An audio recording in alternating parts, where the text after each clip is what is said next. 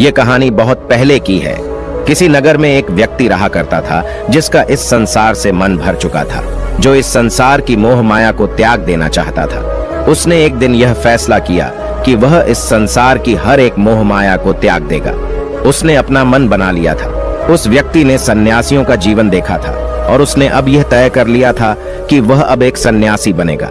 वह तुरंत अपने घर से निकलकर पास में रह रहे एक बौद्ध भिक्षुक के पास जाता है और उनसे कहता है कि मुझे एक सन्यासी जीवन जीना है। मैं इस संसार की मोह माया को त्याग देना चाहता हूँ। इस पर वह बौद्ध भिक्षु उस सन्यासी से कहते हैं कि क्या तुम सच में सन्यासी का जीवन जीना चाहते हो? इस पर वह व्यक्ति उस बौद्ध भिक्षु के सवालों का जवाब देता है और कहता है, जी बिल्कुल। वह व्यक्ति कहता है, मैंने तय कर लिया है कि अब मुझे इस संसार की मोह माया को त्यागना है।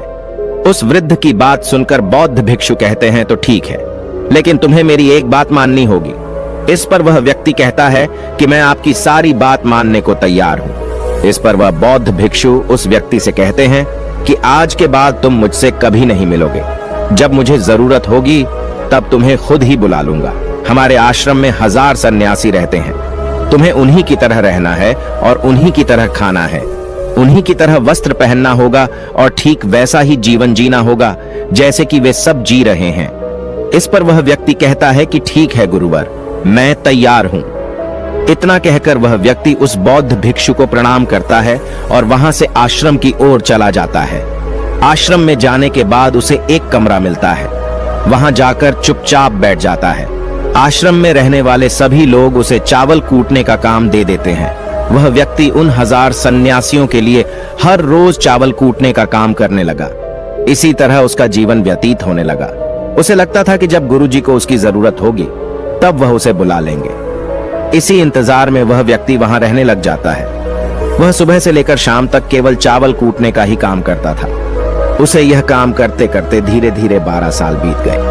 अभी तक वह बौद्ध भिक्षुओं ने उस चावल कूटने वाले व्यक्ति को कभी नहीं बुलाया, लेकिन यह काम करते करते अब उस चावल कूटने वाले व्यक्ति के मन में कोई भी विचार नहीं रह गए थे। न ही कोई अड़चन और न ही कोई समस्या उसके मन में पनप रही थी। 12 सालों के बाद वह बौद्ध भिक्षु कब बूढ़े हो चुके थे। उन्हें लग चुका था कि अब उनका अंतिम समय आ चुका है और उन्हें अपना एक उत्तराधिकारी चुनना होगा। इसीलिए उन्होंने पूरे आश्रम में घोषणा करवा दी कि जो कोई भी मेरा उत्तराधिकारी बनना चाहता है वह देर रात में मेरे कमरे के बाहर 4 पंक्तियां लिखकर जाएगा और उसे उन पंक्तियों में बताना होगा कि जीवन जीने का सही तरीका क्या है, इस जीवन को किस तरीके से जीना सही है। इस जीवन का सत्य लिखना होगा, लेकिन एक बात याद रखना, उसे खुद के अनुभव के द्वारा लिखना होगा। किताब में कही हुई बातों को नहीं लिखना होगा या कहीं से नकल मारकर नहीं लिखना है। जो भी यह बताने में सफल हो जाएगा वही मेरा उत्तराधिकारी होगा। आश्रम में जितने भी लोग रह रहे थे वह सब उस बौद्ध भिक्षु को बहुत मानते थे।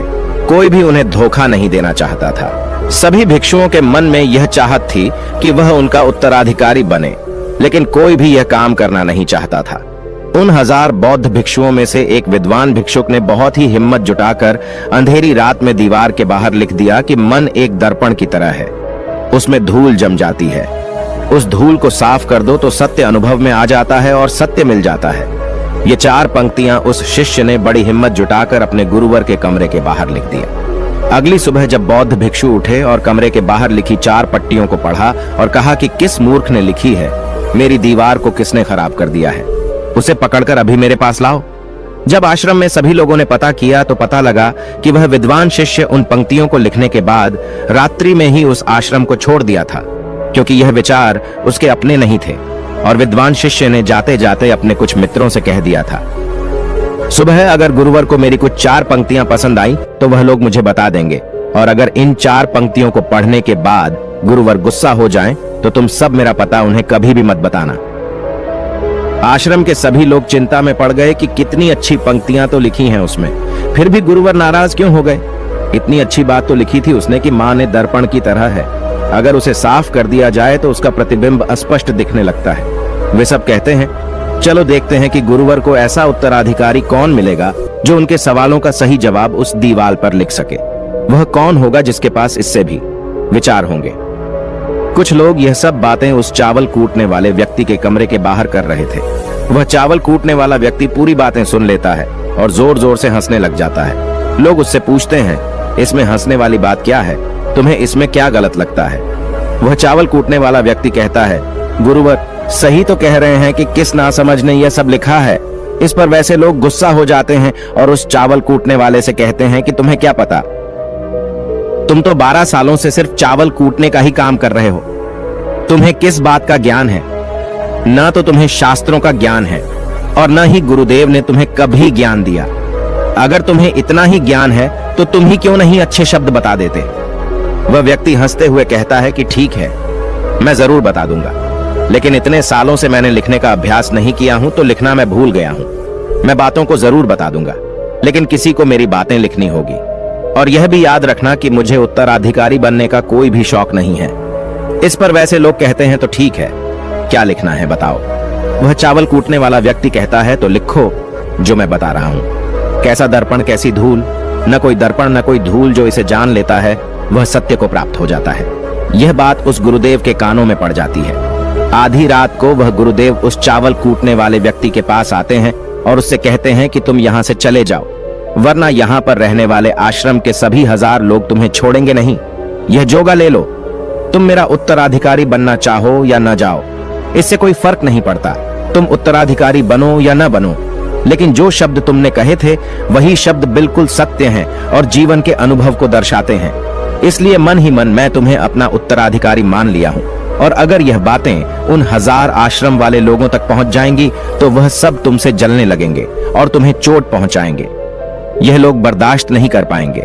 ये चावल कूटने वाले व्यक्ति उत्तराधिकारी कैसे बन सकता है?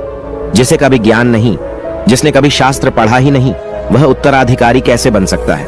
वह भला कैसे सत्य को प्राप्त कर सकता है? और यहाँ पर शास्त्र जानने वाले सभी लोग सर पीटते रह जाएंगे। इसलिए तुम यहाँ से चले जाओ, कहीं और अपनी दुनिया बनाओ और वहां के लोगों को ज्ञान से भर दो। इस पर महात्मा बुद्ध ने भी अपने एक शिष्य से कहा था, जब तुम्हारे मन की सारे विचार शांत हो जाएं, तुम्हारे भीतर विचार आना बंद हो जाए, उस दिन से तुम्हें सत्य का अनुभव हो जाएगा। तुम सत्य का अनुभव करोगे, खुद को भी और इस ब्रह्मांड को भी समझ पाओगे। और यही बुद्धत्व प्राप्ति का पहला कदम है। मन को शांत करने का पहला तरीका जो बौद्ध ग्रंथों में बताया गया है वह खुद के विचारों पर करना। इन्हें अच्छे से समझना कि आखिर आपके अंदर कौन से विचार उत्पन्न हो रहे हैं, आपके अंदर आखिर क्या चल रहा है। उन्हें अच्छी तरीके से और जागरूकता के साथ समझने की कोशिश करना, न कि अपने विचारों को दबाने की कोशिश करना। अगर आप अपने मन के विचारों को दबाने की कोशिश करते हैं तो यह गलत होगा, जिसकी वजह से मन और तेजी से भटकने लगेगा और बार बार भटकेगा। लेकिन जब भी आपको लगने लगे कि आपका मन बहुत तेजी से भटक रहा है तो तुरंत आप उस पर ध्यान देना शुरू कर दें। उसको जागरूकता के साथ देखें और अपने विचारों पर ध्यान दें। निरंतर प्रयासों के बाद आप पाएंगे कि आपके अंदर विचारों को जागरूक होकर देखने की एक आदत सी लग गई है। लेकिन उसी के साथ आप यह भी देख पाएंगे कि आपके मन में बुरे विचार अत्यधिक उत्पन्न हो रहे हैं। आपके मन में जो भी विचार उत्पन्न हो रहे हैं वह सकारात्मक भी हो सकते हैं और नकारात्मक भी। उनसे आपको कोई भी छेड़खानी नहीं करनी है, बस आपको अपने प्रयास पर काम करते रहना है।